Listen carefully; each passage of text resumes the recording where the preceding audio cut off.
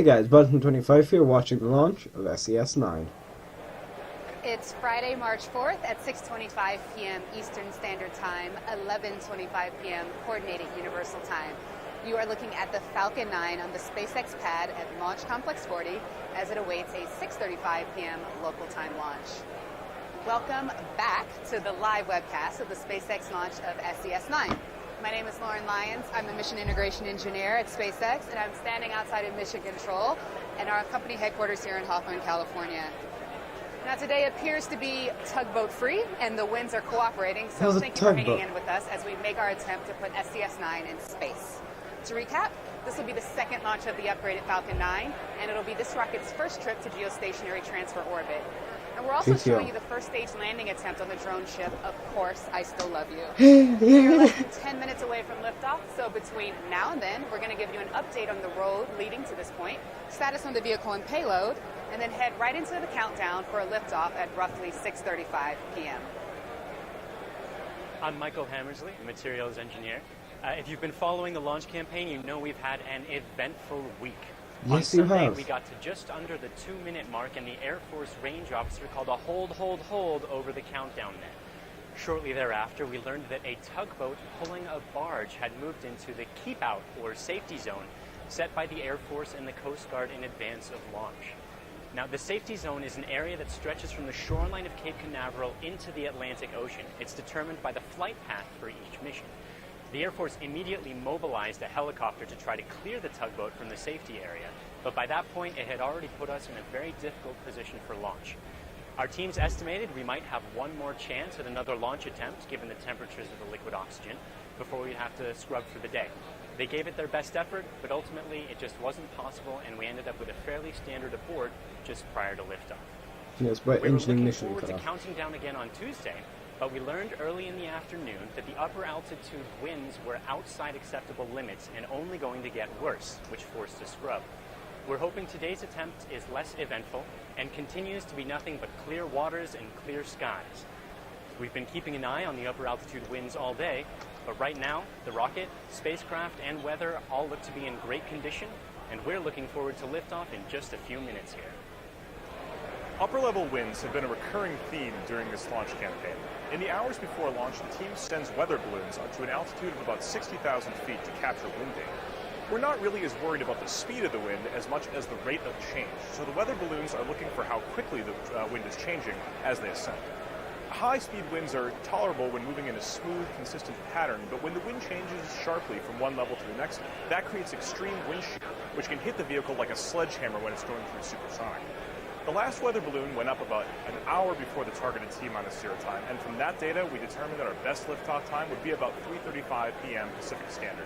Again, the purpose of all these pre-launch checks is to ensure we do everything we can on the ground before we start get the vehicle into space. Once we're off the pad, there's no chance for further troubleshooting, so we need to make sure everything's good for a successful launch.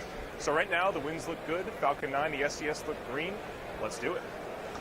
Hello again. I'm John Isberger, Falcon 9 Product Director, and I'm giving you status updates from the mezzanine here at SpaceX headquarters in Hawthorne, California. The key message right now, everything is going well for an on-time launch just over 5 minutes and 46 seconds from now from Space Launch Complex 40. But let's take a look at our readiness for launch. On the Falcon 9, we held our standard readiness poll at T-minus 35 minutes, began loading liquid oxygen and kerosene RP-1 propellant onto the Falcon 9. Now the fuel loading of RP-1 kerosene is complete on both the first and second stages. Liquid oxygen loading is still underway on both stages. The good news is it appears we're on track to finish the LOX load on time and with temperatures that are cold enough to meet the conditions that we need for the Merlin engines. Now we're in the launch auto sequence. This is, again, as I've talked about before, where the ground and the flight computers do the synchronized control to make sure that we're ready for launch. Now, as we saw last weekend, the flight computer is in control in the last minute, and that determines whether or not to command liftoff from the launch pad. Now, T-minus 10 minutes as usual, we opened the pre-valves, began chilling in the Merlin vehicle's internal power. We're going internal from the external power to the internal Falcon batteries very shortly. Next up, you're going to be seeing the clamp arms opening around the second stage and the strong back recline. Finally, propellant load will wrap up in about T-minus 2 minutes when we finish second stage liquid oxygen loading. On the satellite, the SES and Boeing team are go. They're on internal power. That's their last activity between now and launch. The range is ready to support. All the boats are out of the way. The weather, both ground and upper altitude, where it's been windy all day but dying down, is good.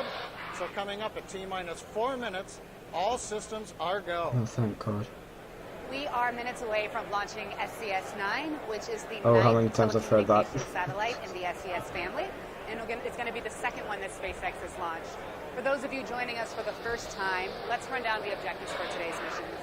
We're going to be dropping SES-9 to GTO, or Geostationary Transfer Orbit, approximately 38,000 kilometers or even higher in altitude. After separating from the second stage, the spacecraft is going to use its onboard chemical and electric propulsion thrusters in order to transfer from GTO into its final geostationary orbit, or GEO as we'll be calling it today. Geostationary orbit is really, really high. In fact, it's 100 times higher than low Earth orbit, which is where we took our last two There we go, missions. strong back Now, retract. to get there that high, we're going to need a lot of propellant in the first stage. Now, this means we won't have as much of it as last time when we returned back to the Earth on the drone ship. Now, that's not going to stop us. We're going to use every last drop of that remaining propellant to burn the Falcon 9 engines, to slow the rocket down, and to orient it onto the drone ship. But that means that this landing attempt is going to be a really tough one. But exciting nonetheless, and of course, we're going to have those cameras up and try to show you that live, so be sure to stay with us for that. Oh, I will. Today's launch window is 91 minutes long. Now, this is because the Earth is rotating. The final orbit isn't a fixed distance from the launch pad, which means it's easier to get to our desired place in space during that time, during that 91 minutes, than others. If we tried to launch outside of that 91-minute window, we'd run the risk of not having enough propellant to get SES-9 to orbit. If we can't do what we need to do within that window, that means we're just going to pack it up and reattempt launch at another time. You can see that the strong back has successfully retracted. The first stage has finished loading liquid oxygen, and the second stage, if it hasn't finished loading yet, is just about to finish that loading. So T-0 is almost upon us. Let's turn it over to the countdown nets and see what's happening on the path. Minus 2 minutes.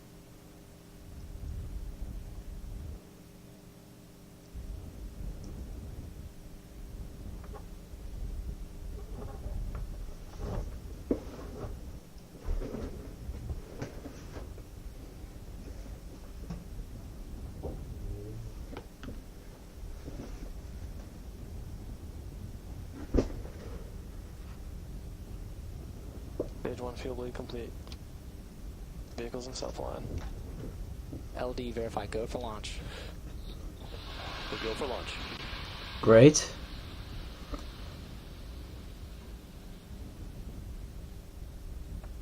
You know, one part of me is like, don't believe this. It cannot be going this well. The other part of me is like, hell yes, it's working. 'Cause I've been here every single launch attempt. Stage sub close It's almost midnight here. So, C verify Falcon 9 is in startup. Falcon 9 is in startup. The flickering computer has control of the vehicle. do we have this camera moving? Because we have some of the old vehicles swaying back and Stage 2 forth. tanks pressing for flight.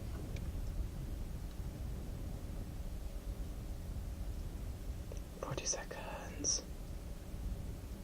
I want to hear the roar of the Merlins. I really do. T-minus 30. T-minus 30. I have not been this excited about launch since Orion, since the FD1. You know what? SpaceX, you got me excited again. Well, that again may be T-minus Orcon. 20. Maybe OG2. Stage 1 tanks pressing for flight.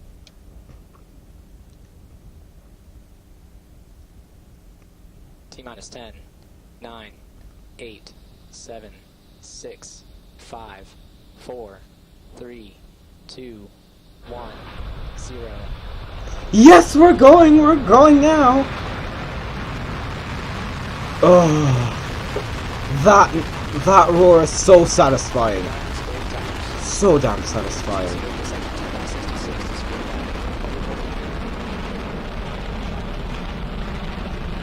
Okay, we're gonna see something today. Ah, she's flying. Oh, good God, what a relief.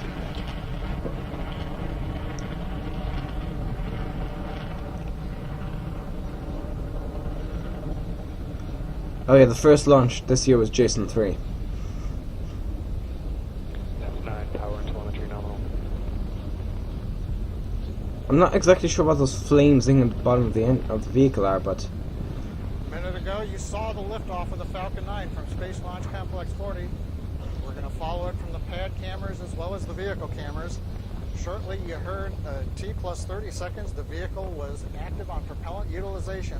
We're now controlling the rate that liquid oxygen and fuel are consumed out of the tanks. We want them to burn out evenly, not use up one or the other too much. Vehicle supersonic. vehicle supersonic. You might have been able to see a small shotgun. I'm not sure. 'Cause of course, it's rather dark. Right, maximum dynamic pressure. Max Q. Well, the largest amount of aerodynamic stress is exerted on the vehicle. Exerted. You heard the call out, propulsion is nominal. You hear the chewing in the background. We have passed supersonic. It's dark. The sun set several minutes ago at Cape Canaveral. You didn't get to see the shock wave as the vehicle went supersonic. Yeah, because you We've need gone sun through right now. maximum dynamic MVAC is pressure. chilling in. That's the greatest aerodynamic stress on the vehicle. We're through that, headed into the upper atmosphere, and headed to the vacuum of space. Can you And guys- recovery platform has AOS. Acquisition of signal. AOS is acquisition of signal. That means the Told you. ground ship can see the telemetry coming from the Falcon 9. Of course, if it was in the same location as it was for the CRS missions, then they would have AOS a while back. The reason they don't is because Currently, we're beginning to chill in. of course I still love you a Second bit stage further away. engine to get it ready for ignition. Next major event coming up is main engine cutoff and stage Miko. separation. Okay, you know what? I'm just satisfied at this point that we get to see something. Oh, shut down, Miko. We have Miko 1. Stage SEP. MVAC ignition. And boosters beginning flip. You can see the thrusters firing. Okay, this is good. This is very, very good. Ignition on the second stage. Oh, you've got to love those guys at SpaceX. You literally have to. Yeah, turn it over.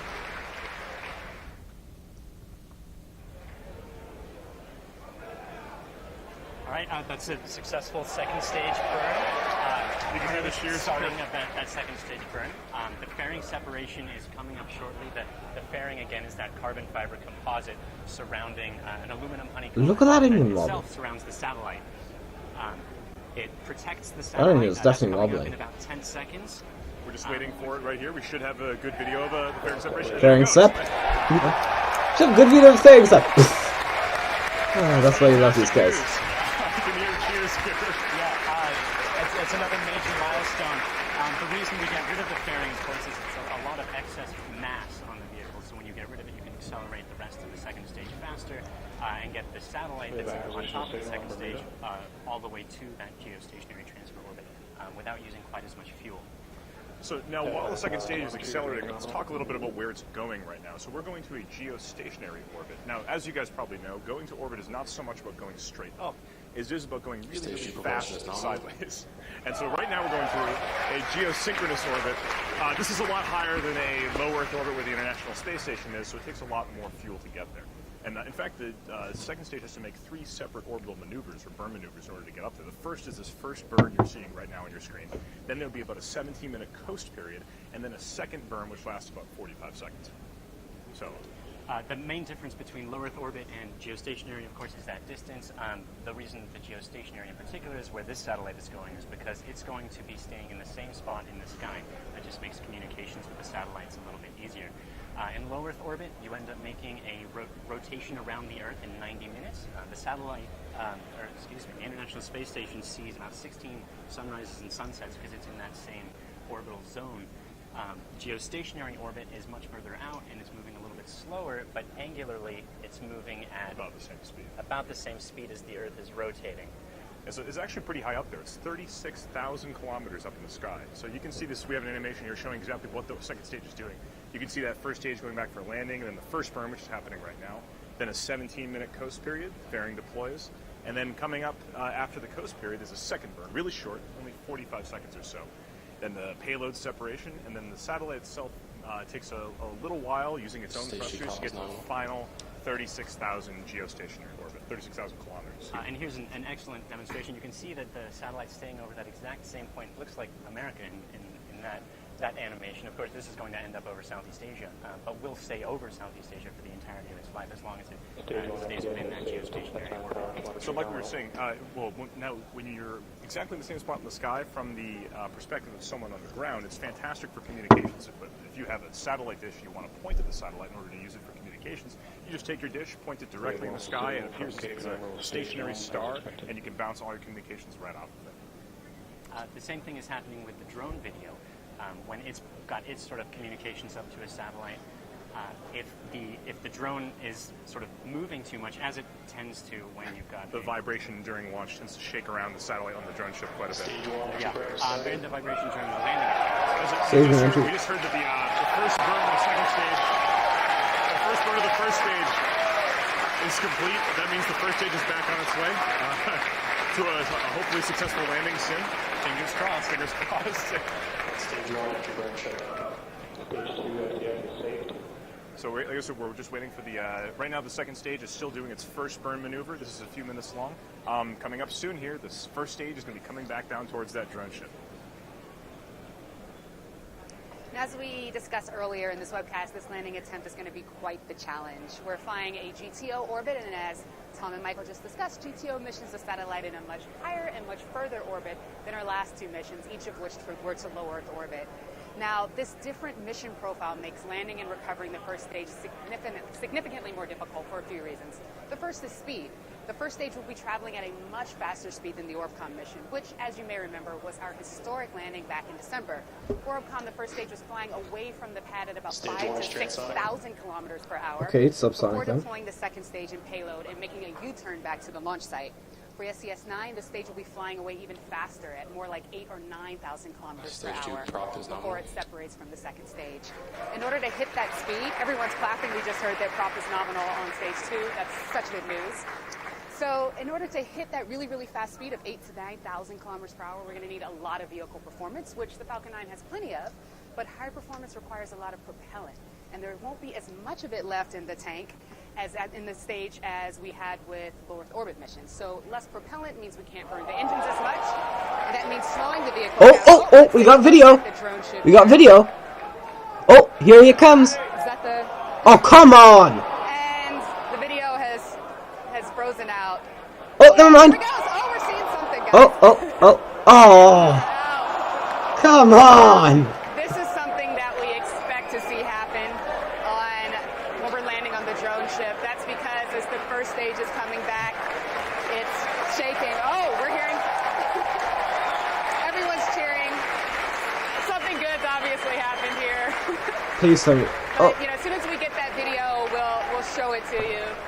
Again, this is something that we expect to happen on the drone ship because as the stage is coming back down, it's vibrating the heck out of those cameras. Okay, and we're going to shut why don't down. we just go in and check in on orbit with John Innsbrucker? It's T plus 9 minutes and 14 seconds, and as you can see on the screen, the upper stage engine has shut down. We are in the low Earth orbit, the parking orbit, the first of 2 burns of the second stage engine. Right now we're waiting to hear a little bit on the orbit. The trajectory looked good as we headed to space, but we're going to wait a little bit to see whether or not... That might be the trail of the descent of the first stage there. ...with the orbit that we're in. You also saw just about a minute and a half or so ago, we were waiting to see the first stage come down. We lost the dropout of the signal from the drone ship. We're waiting to hear word on what happened. All we saw was the color bars. We're waiting for somebody to come back and let us know what's happened out there. Part of the difficulty is being over 600 kilometers east of Cape Canaveral. We've got to wait for the shortest ship to connect, and then we'll find out and give you an update a little bit later on. Currently, we are in low Earth orbit. Taking a look here right now, it looks like we've got a good orbit. This is the coast phase that we've entered into now. Now during this phase, settling valves are going to be pulsing periodically. That's going to settle the fuel and liquid oxygen down into the bottom of the second stage. Now we'll coast, as you heard, for about 17 minutes, and we'll be bringing you the relight then of the second stage engine. At the same time, we're also purging the engine out, getting rid of residuals, so that we can continue through the coast phase fairly quiet. The vehicle is just stable as we go through this, doing what we call propellant conditioning, keeping eye on the pressures, making sure the propellant's at the bottom of the stage as we get ready to relight the engine to carry us through the second burn, which moves us into geostationary transfer orbit. Now currently we're looking at telemetry. We've passed beyond the Bermuda ground station that SpaceX has. We'll pick up another ground station in Africa at Gabon. We'll hopefully then have telemetry and video coming back from space to the second stage to understand how we're doing on that burn, and then hopefully spacecraft separation shortly after that. And at the same time, while we're waiting to get to the relight, we'll see if we can get some more word on the first stage landing. But right now, successful launch, we're in orbit, and we're into the coast phase. So as you heard, it sounds like the second stage and the SES satellite have achieved a good low Earth orbit. This is fantastic news. Like we were saying, this is that we just completed the first of 3 maneuvers, the second being the 17-minute coast period that the stage is now about to coast over. Yeah, we're excited to hear back about the first stage, whether or not it made it to the drone show. We were watching the exact same video that you did, so we saw all the color bars, and that's when you heard everyone get really sad. We want to know Excited, too. very excited. Exactly, everybody does that. Hopefully, we'll learn that in the next few minutes. We're not going to stay online for the actual 17-minute coast. We'll leave you with the animation that you see here. Do pay close attention. You can see that it is moving slowly. Again, the rocket's moving really fast, but the Earth is also really big. So it appears as if it's moving very slowly. It's actually moving very fast. So stick with us. Don't go anywhere. We will be back just before the second stage, second burn. Anyways, I'll pause the video here. I'll be back if we have anything on the first stage. See you guys then. So you guys were getting footage from the Falcon. Of course, there have been no updates on what happened to the first stage. But from what I could see from that few frames we got, Welcome back. The second stage has been coasting for about 15 minutes or so, and it's just about to start its second burn, which, like we said, is going to take about 45 seconds or so. This is going to get it on its way towards a geostationary orbit. And then once we're in a good orbit with the second stage, we'll have a payload separation, and the spacecraft will take it all the way to 36,000 kilometers from there. What this burn in particular is going to be doing is increasing apogee in preparation for that move to orbit. What that means is we're going to be moving from a small elliptical orbit around the surface of the Earth. You saw there we go, ignition. Ooh! It looks like we have a successful ignition of second stage, the second burn. Great news. This is fantastic. And it's going to be pushing into that larger elliptical orbit that really pushes it into towards that geostationary orbit. And that's the transfer is increasing, the actual increasing of that ellipse. So like we said, this is only 45 seconds or so. As soon as this burn is done, we're just going to wait for a confirmation that the orbit is good. And then it'll be another 4 to 5 minutes before the payload separation. This is when pyrotechnic bolts around the second stage push the rocket. They separate the second stage from the spacecraft, and it gives it a gentle push to send it off into orbit and do its own thing. So like I said, we're just waiting for that confirmation, and you can see the second stage nozzle glowing hot with those exhaust gases. I don't know if you noticed earlier, but you could actually see the curvature of the Earth below the second stage. And we have just got confirmation of a successful second stage engine shutdown. That's good news. There we go. Good burn. All right. Successful burn. Excellent. So one of the things that people might not know about the second stage is exactly how we talk to it. So there's a few parts during this coast period and during the second burn that we lose signal to the second stage, but this is a normal process. It's because the second stage, as it's going around the Earth, goes over the horizon from our ground stations. So in order to keep on tracking it as it's continuing around, we actually do a handoff between ground station to ground station. If there is no line of sight as we're tracking the second stage, there's simply no communication. Here you can see that the rocket is continuing past the horizon. As it gets too far away, it drops out of signal. This moment in time in the animation is without signal until it picks it up as it just did with Gabon. So we are about over Gabon at the moment, actually, and it will continue to maintain those ground station signals until it gets to the right orbit. I thank you to Jeremy Fields, our ground segment engineer, for contributing the data behind that video. So now, we've mentioned that the SES-9 spacecraft is a communications satellite. There's actually a lot of really interesting design considerations you have to make when you're designing a spacecraft that's intended to go 36,000 kilometers up in space, basically for decades, or for years and years and years, without any chance of servicing and replacing any parts. This produces a lot of very interesting design decisions. Mm-hmm. One of the most important is the thermal control. Satellites like SES-9 are packed with some pretty power-hungry electronics. Like your laptop, electronics heat up when you run power through them. Your laptop has a fan that will blow cool air to cool down the electronics. It's a luxury that we have air on Earth to cool our electronics down. Right. That's operating on convection, so that heat flow away. In space, you're not able to use convection. There's nothing next to you, so you can't use conduction. For those of you who remember your high school physics, you're operating only on radiation as a way to use. So, without the benefit of having air to circulate through your electronics, the spacecraft is a communication satellite. It uses a lot of power. It gets pretty hot. You have to specifically design the satellite so that the heat flows away from the sensitive electronics areas. So it's specially designed radiators in the outside of the spacecraft.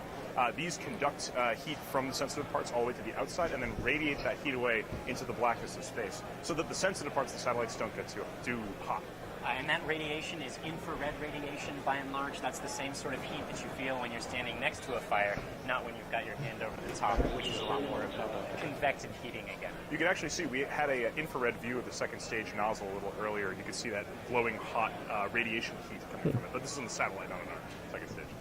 We're about 1 minute away from that payload deploy event. Another thing that you have to worry about when you're in the vacuum of space is outgassing in polymers. This is an interesting phenomenon because polymers naturally contain some lighter molecules that will outgas into outer space. This isn't a problem necessarily, except when those lighter molecules can recondense onto sensitive optics. So then you have this film of polymeric material on top of something that you're trying to transmit. Not good for sensors, sensitive optics, sensitive antennas that are conditional upon the coatings. It's not a great thing for sensitive spacecraft electronics. Right. You want everything to stay really, really clean. And the last thing that you have to worry about, one of the last things, there's a lot to worry about, is atomic oxygen, which is oxygen normally is O2. In outer space, UV radiation will actually break that up so that you have free atomic oxygens that really like to grab onto your polymers and take the ice out of it. Yes, absolutely. We're coming up on that payload deploy event at the moment, so we'll be waiting for confirmation that is, again, that gentle push. I liked it when you described it as sort of a baby bird. A gentle, getting pushed out. There we go. Sup?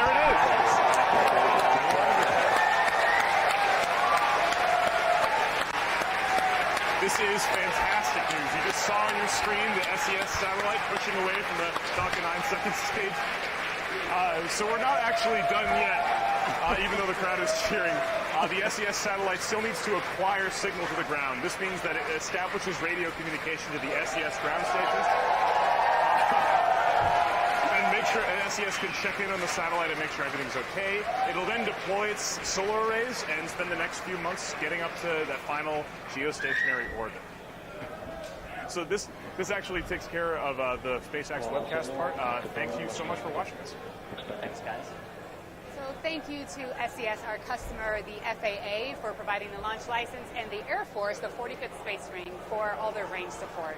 And to all of you who logged on to watch this webcast today, thank you. You can follow us on our social media pages. You can see us on Facebook. You can follow us on Twitter @SpaceX and on Instagram. And if you have interest in coming and working here for us, spacex.com/careers. So keep up with us on our website to find out when our next launch is, and you should really pay attention and don't blink. Well, guys, on video here. Once we get video of the landing, I'll post it up on YouTube. Post it up on my channel. See you guys later.